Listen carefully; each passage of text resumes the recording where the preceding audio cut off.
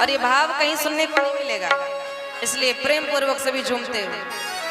सखी मिथिला शहर गुलजार जी, सखी मिथिला, सखी मिथिला शहर गुलजार जी, सखी मिथिला, सखी मिथिला शहर गुलजार जी, सखी मिथिला, सखी मिथिला शहर गुलजार जी, सखी मिथिला।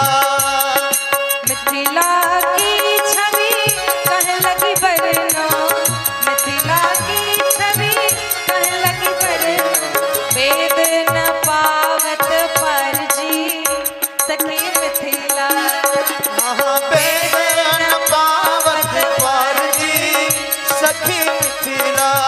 ओ सखी मिथिला शहर गुलजार जी, सखी मिथिला, सखी मिथिला शहर गुलजार जी, सखी मिथिला। हरि हरि बोल।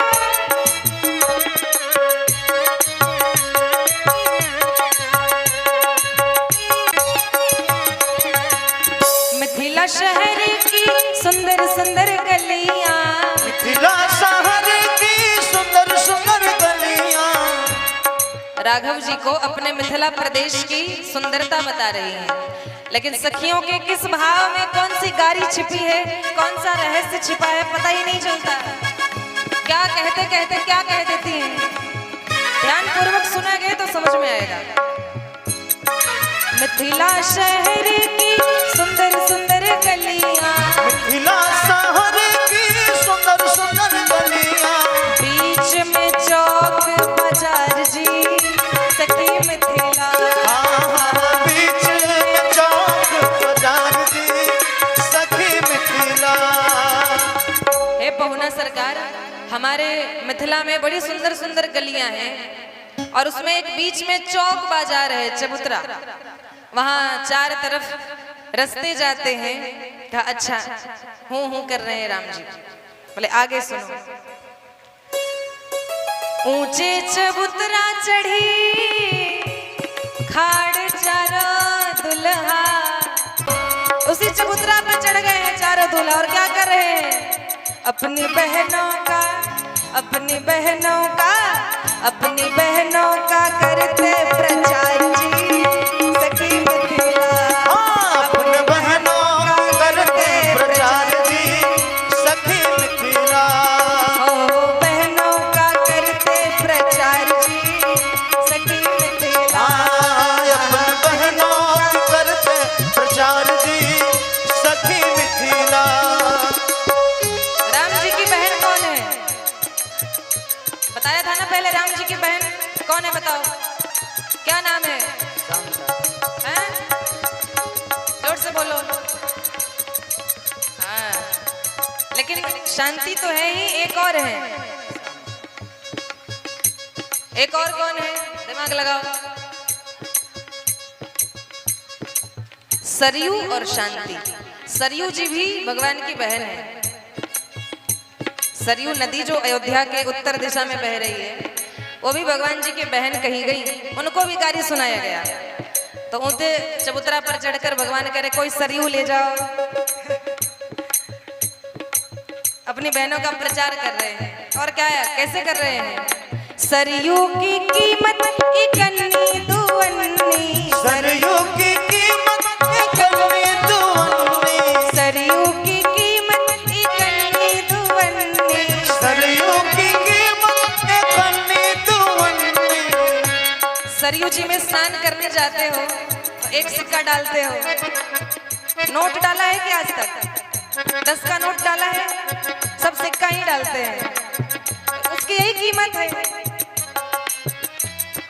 सरयू की कीमत इकन्नी दुअन्नी, सरयू की कीमत इकन्नी दुअन्नी, शांति का, हा हा शांति का, ओ शांति का मोल बेसुमार जी, सखी मिथिला, शांति का मेल बेशुमार जी, सखी मिथिला। ओहो शांति का मोल बेशुमार जी, सखी मिथिला, शांति का मोल